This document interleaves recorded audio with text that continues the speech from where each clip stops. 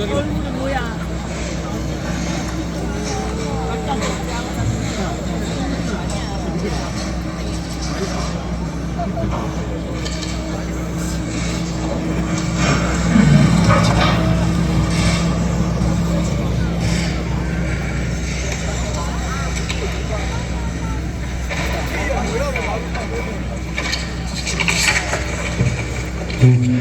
지금부터 2024 헌납 8 대통령 윤석열 탄핵 사건에 대한 선고를 시작하겠습니다. 먼저 적법 요건에 관하여 살펴보겠습니다. 이 사건 계엄 선포가 사법심사의 대상이 되는지에 관하여 보겠습니다. 고위공직자의 헌법 및 법률 위반으로부터 헌법 질서를 수호하고자 하는 탄핵 심판의 취지를 고려하면 이 사건 계엄 선포가 고도의 정치적 결단을 요하는 행위라 하더라도 그 헌법 및 법률 위반 여부를 심사할 수 있습니다. 국회 법사의 조사 없이 이 사건 탄핵소추안을 의결한 점에 대하여 보겠습니다. 헌법은 국회의 소추 절차를 입법에 맡기고 있고 국회법은 법사위 조사 여부를 국회의 재량으로 규정하고 있습니다. 따라서 법사위의 조사가 없었다고 하여 탄핵소추 의결이 부적법하다고 볼 수 없습니다.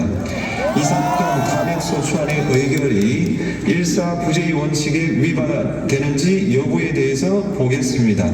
국회법은 부결된 안건을 같은 회기 중에 다시 발의할 수 없도록 규정하고 있습니다. 피청구인에 대한 1차 탄핵소추안이 제418회 정기회 회기에 투표 불성립되었지만 이 사건 탄핵소추안은 제419회 임시회 회기 중에 발의되었으므로 일사부재의 원칙에 위반되지 않습니다. 한편 이에 대해서는 다른 회기에도 탄핵소추안의 발의 횟수를 제한하는 입법이 필요하다는 재판관 정형식의 보충 의견이 있습니다. 이 사건 계엄이 단시간 안에 해제되었고 이로 인한 피해가 발생하지 않았으므로 보호이익이 헌결되었는지 여부에 대해서 보겠습니다. 이 사건 계엄이 해제되었다고 하더라도 이 사건 계엄으로 인하여 이 사건 탄핵 사유는 이미 발생하였으므로 심판의 이익이 부정된다고 볼 수 없습니다. 소추 의결서에서 내란죄 등 형법 위반 행위로 구성하였던 것을 탄핵 심판 청구 이후에 헌법 위반 행위로 포섭하여 주장한 점에 대하여 보겠습니다. 기본적 사실관계는 동일하게 유지하면서 적용 법조문을 철회, 변경하는 것은 소추사유의 철회, 변경에 해당하지 않으므로 특별한 절차를 거치지 않더라도 허용됩니다. 피청구인은 소추사유에 뇌란죄 관련 부분이 없었다면 의결 정족수를 충족하지 못하였을 것이라고 주장하지만 이는 가정적 주장에 불과하며 객관적으로 뒷받침할 만한 근거도 없습니다. 대통령의 지위를 탈취하기 위하여 탄핵 소추권을 남용하였다는 주장에 대하여 보겠습니다. 이 사건 탄핵 소추안의 의결 과정이 적법하고 피소추자의 헌법 또는 법률 위반이 일정 수준 이상 소명되었으므로 탄핵 소추권이 남용되었다고 볼 수 없습니다. 그렇다면 이 사건 탄핵 심판 청구는 적법합니다. 한편 증거법칙과 관련하여 탄핵심판 절차에서 형사소송법상 전문법칙을 완화하여 적용할 수 있다는 재판관 이미선, 김형두의 보충 의견과 탄핵심판 절차에서 앞으로는 전문법칙을 보다 엄격하게 적용할 필요가 있다는 재판관 김복형, 조한창의 보충 의견이 있습니다. 다음으로 피청구인이 직무집행에 있어 헌법이나 법률을 위반하였는지, 피청구인의 법 위반 행위가 피청구인을 파면할 만큼 중대한 것인지 관하여 살펴보겠습니다. 우선 소추 사유별로 살펴보겠습니다. 1. 이 사건 계엄 선포에 관하여 보겠습니다. 헌법 및 계엄법에 따르면 비상계엄 선포의 실체적 요건 중 하나는 전시, 사변 또는 이에 준하는 국가 비상사태로 적가 교전 상태에 있거나 사회 질서가 극도로 교란되어 행정 및 사법 기능의 수행이 현저히 곤란한 상황이 현실적으로 발생하여야 한다는 것입니다. 피청구인은 야당이 다수 의석을 차지한 국회의 이례적인 탄핵소추 추진, 일방적인 입법권 행사 및 예산삭감 시도 등의 전횡으로 인하여 위와 같은 중대한 위기사항이 발생하였다고 주장합니다.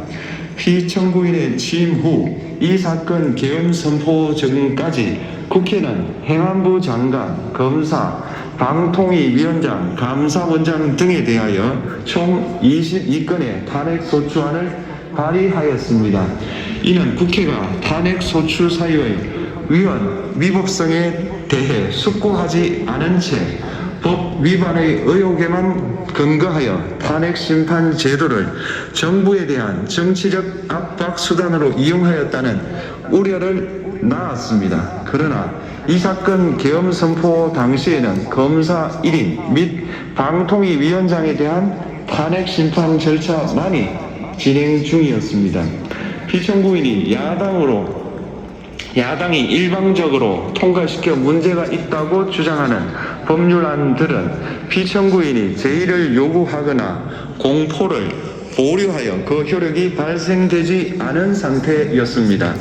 2025년도 예산안은 2024년 예산을 집행하고 있었던 이 사건 계엄 선포 당시 상황에 어떠한 영향을 미칠 수 없고 위 예산안에 대하여 국회 예결특위의 의결이 있었을 뿐 본회의의 의결이 있었던 것도 아닙니다. 따라서 국회의 탄핵소추, 입법, 예산안 심의 등의 그러한 행사가 이 사건 계엄 선포 당시 중대한 위기 상황을 현실적으로 발생시켰다고 볼 수 없습니다. 국회의 그러한 행사가 위법, 부당하더라도 헌법 제3조의 탄핵 심판, 피청구인의 법률안 제의 요구 등 평상시 권력 행사 방법으로 대처할 수 있으므로 국가 긴급권의 행사를 정당화할 수 없습니다.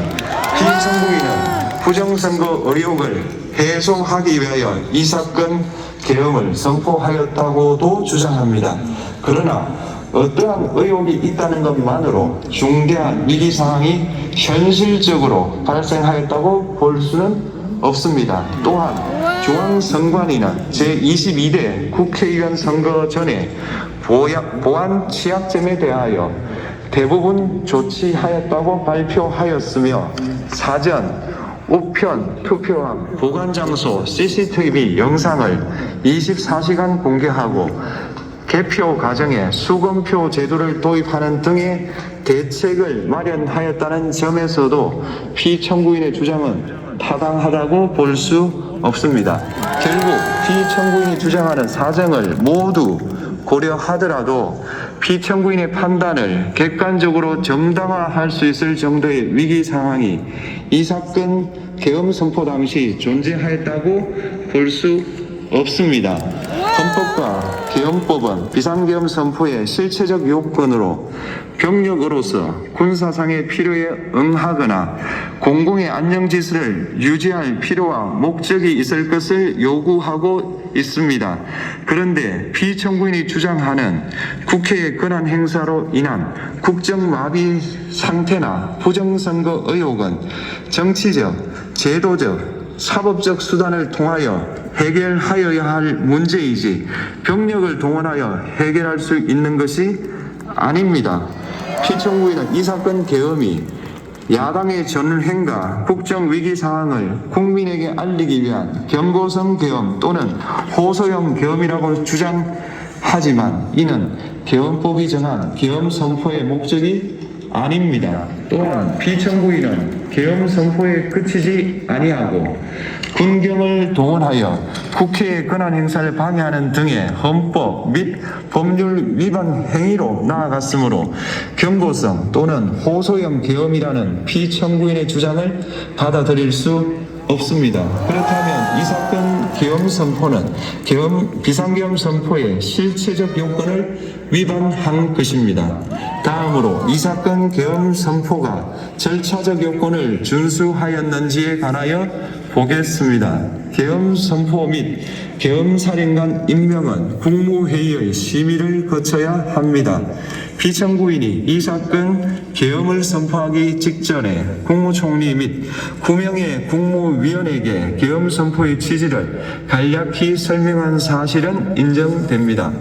그러나 피청구인은 계엄사령관 등 이 사건 계엄의 구체적인 내용을 설명하지 않았고 다른 구성원들에게 의견을 진술할 기회를 부여하지 않은 점을 고려하면 이 사건 계엄 선포에 관한 심의가 이루어졌다고 보기도 어렵습니다. 그 외에도 피청구인은 국무총리와 관계 국무위원이 비상계엄 선포문에 부서하지 않았음에도 이 사건 계엄을 선포하였고 그 시행 일시, 시행 지역 및 계엄사령관을 공고하지 않았으며 지체 없이 국회에 통고하지도 않았으므로 헌법 및 계엄법이 정한 비상계엄 선포의 절차적 요건을 위반하였습니다. 2. 국회에 대한 군경 투입에 관하여 보겠습니다. 피청구인은 국방부 장관에게 국회에 군대를 투입할 것을 지시하였습니다. 이에 군인들은 헬기 등을 이용하여 국회 경내로 진입하였고 일부는 유리창을 깨고 공간 내부로 들어가기도 하였습니다. 피청구인은 육군 특수전 사령관 등에게 의결 정족수가 채워지지 않은 것 같으니 문을 부수고 들어가서 안에 있는 인원들을 끄집어내라는 등의 지시를 하였습니다. 또한 피청구인은 경찰청장에게 계엄사령관을 통하여 이 사건 포고령의 내용을 알려주고 직접 6차례 전화를 하기도 하였습니다. 이에 경찰청장은 국회 출입을 전면 차단하도록 하였습니다. 이로 인하여 국회로 모이고 있던 국회의원들 중 일부는 담장을 넘어가야 했거나 아예 들어가지 못하였습니다. 한편 국방부 장관은 필요시 체포할 목적으로 국군 방첩사령관에게 국회의장, 각 정당 대표 등 14명의 위치를 확인하라고 지시하였습니다. 피청구인은 국가정보원 1차장에게 전화하여 국군 방첩사령부를 지원하라고 하였고 국군 방첩사령관은 국가정보원 1차장에게 위 사람들에 대한 위치 확인을 요청하였습니다. 이와 같이 피청구인은 군경을 투입하여 국회의원의 국회 출입을 통제하는 한편 이들을 끌어내라고 지시함으로써 국회의 권한 행사를 방해하였으므로 국회에 계엄 해제 요구권을 부여한 헌법 조항을 위반하였고 국회의원의 심의 표결권, 불체포 특권을 침해하였습니다. 또한 각 정당의 대표 등에 대한 위치 확인 시도에 관여함으로써 정당 활동의 자유를 침해하였습니다. 피청구인은 국회의 권한 행사를 막는 등 정치적 목적으로 병력을 투입함으로써 국가안전보장과 국토방위를 사명으로 하여 나라를 위해 봉사하여 온 군인들이 일반 시민들과 대치하도록 만들었습니다. 이에 피청구인은 국군의 정치적 중립성을 침해하고 헌법에 따른 국군 통수 의무를 위반하였습니다. 3. 이 사건 포고령 발령에 관하여 보겠습니다. 피청구인은 이 사건 포고령을 통하여 국회, 지방의회, 정당의 활동을 금지함으로써 국회에 계엄 해제 요구권을 부여한 헌법조항, 정당 제도를 규정한 헌법조항, 대의민주주의, 권력분리 원칙을 위반하였습니다. 비상계엄 하에서 기본권을 제한하기 위한 요건을 정한 헌법 및 계엄법 조항, 영장주의를 위반하여 국민의 정치적 기본권, 단체 행동권, 직업의 자유, 진행하였습니다. 4. 중앙선관위에 대한 압수수색에 관하여 보겠습니다. 피청구인은 국방부 장관에게 병력을